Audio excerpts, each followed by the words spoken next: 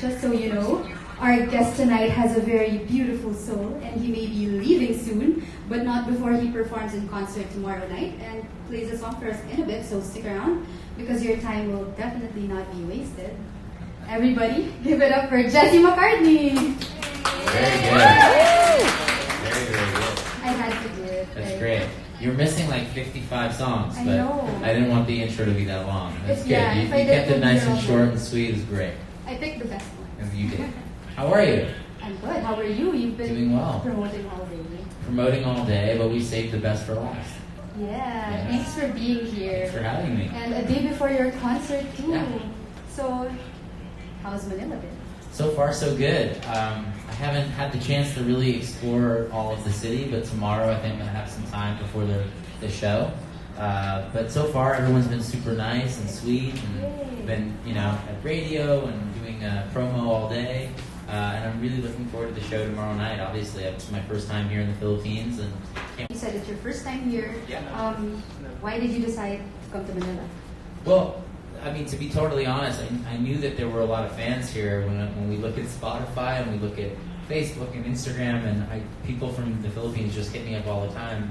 And now that I am my own artist and I'm independent, I can do whatever I want. Really, I said last year, you know what, we're going to Southeast Asia. We're going to go to the Philippines, go to Vietnam, Singapore. We're going to hit all the countries and do some shows and see what happens. Yeah. And I'm glad that we did, because the fans here seem like they're really excited for the show. Yeah, we all are. Good, good. Are you gonna come? You better come.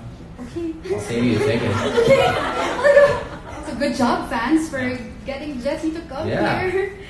So, Jesse, I think many people would consider you to be an iconic musician of the 2000s. Oh, that's very nice. How does it feel to be the icon of a generation? I mean, I don't know. I don't know yet. But I can tell you that I love what I do. I love making music, and I'm certainly not even close to being finished. To me, like, I feel like I'm just getting to the good stuff. I feel like I'm just getting started and writing my best music right now.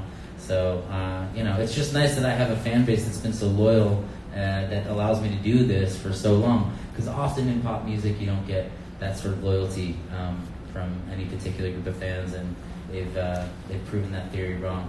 Yeah. Was it at all challenging to introduce new music, considering your old stuff is so well loved? Well, I mean, it's hard to compare the old and the new. They all have their place, I think, in the world, and I think the new stuff is just it's on my timeline, and I'm in a new place right now. I'm on a whole new stage, and I feel like what I'm writing right now is sort of reflecting where I'm at in my life, both publicly and privately, and I think as my fans grow older with me, they can relate. So it's good, yeah. And you released your new stuff, Better With You and Yeah. Wasted. These are your two new songs. Yeah. You released it. It came several years after your last album. Like 4 and a half years, yeah. So what made you decide to go back to the music scene? Well, I mean, I'm never going to walk away from music permanently, I don't think. But for me, I just needed some time off. I was doing other things. I was acting quite a bit and doing some writing and just exploring other artistic avenues. And I didn't realize that 4.5 years had gone by, to be honest with you. Like, my whole team called and they're like, hey, you going to do some more music, or what's going on? Yeah, I think, it's important that, I've been at this since I was 15 doing music, and I never really took any big break, So for me, that was a chance for me to sort of explore, find myself a little bit, explore hobbies that I wanted to get around to that I never had a chance to, and eventually, music is still my first love, and I knew I would get back to it at some point, and I'm happy that, that we're doing it. So what was it like when you finally jumped back into it? I mean, it was a little scary. I don't think I realized, I was sort of unsure of how the fans were going to react, since it had been so long. And I feel like Better With You gave me the best chance. I felt like that song was the perfect song to come back into the marketplace with, and to sort of reconnect with my fans. It was the right sentiment. I feel like musically and sonically, it was very reminiscent of some of my earlier stuff, and just felt like a great, feel good record to come back into the game with. Yeah. So your new stuff, it sounds very much still Jesse McCartney, but it's different. Mm-hmm. So how did you, I don't know, work out that evolution where you sound different? I mean, I think that at the end of the day, my voice is my voice. I can't really change that, right? So I think that's, I'm hoping, what people connect with the most. But I think the writing has just become, I've gotten a little bit more perspective over the years than I had when I was 16 years old. I've been in more relationships. I've seen the world at this point. I've just learned a lot more about life, and it allows you to become a stronger songwriter. So, while still maybe sounding similar, the stories have changed over the years, and that's what I'm focusing on in terms of my songwriting. So more mature stuff, I Sure. guess. Yeah. The song you're gonna play for us tonight, this one is called Wasted. Yeah, speaking of mature, I'm gonna play a song called Wasted. I don't think the preteen girls of the 2000s would have related to the song very much. No, but they totally get it now. Yeah, for sure. So what inspired this song? I was in LA working with a songwriter friend of mine. We actually wrote Better With You together, and we were at his apartment, and it was a really hot summer day.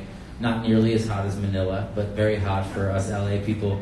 And his air conditioning had broken down, and we were just kind of tired. And he had a 6-pack of beer in the fridge, and he was like, "Let's have a couple beers, see what happens."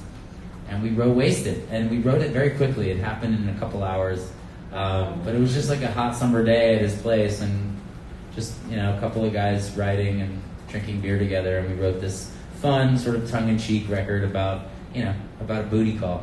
Yeah, and the video as well. Like, tell us about that.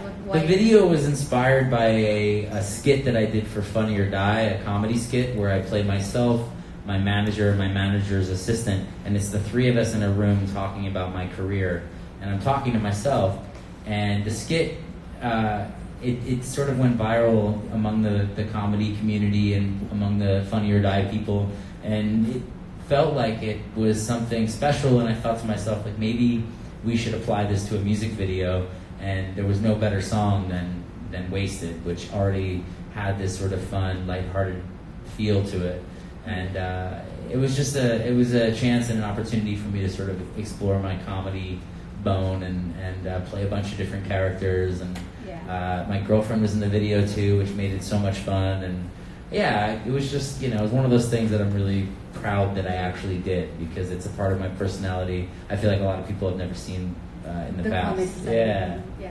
Well, if you guys haven't seen the video, you should. Yeah. It's really funny. Yeah. So now that you're making music in the era of social media, does it affect at all how you write your songs? Like getting instantaneous feedback from your fans? I don't think it affects the songwriting aspect. It affects the business aspect in terms of like what we decide we're going to release or what we're going to throw our time, money, and energy behind. The good news about social media is that I can immediately get an answer from my fans of, whether or not they like a song.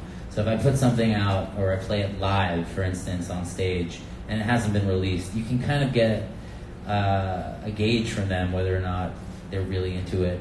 There's one song that I play live that hasn't been released that they keep asking for, and one song that I play live that they don't ask for at all. Right. So I kind of know, like, okay, that's a good song to maybe put out, maybe this one isn't. So it's just a good marketing tool more than anything. Mm-hmm. And it's also really just nice to interact with them one-on-one. I answer a lot of direct messages, and I try to interact with them as much as I can. And it's totally changed music. Right. And of course, because you see your fans on social media, they get you to come all the way here. They really, that's true. They really were responsible for getting me down here. So yeah. So now that you are releasing new music, mm-hmm. and you're here, and are you going anywhere else? So I leave for tomorrow night is my show at the New Frontier Theater, right, at 8:00.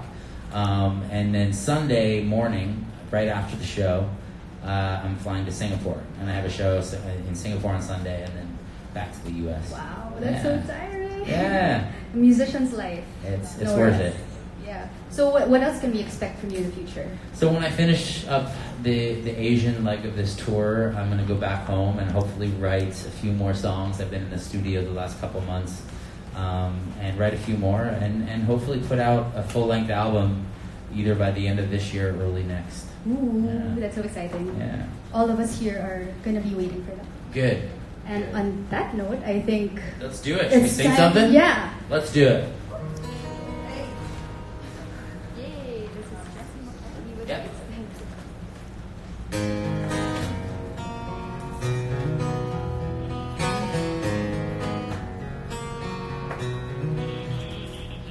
The phone rings, already know who's calling. But every time it's after 2, it ain't you, it's the champagne talking.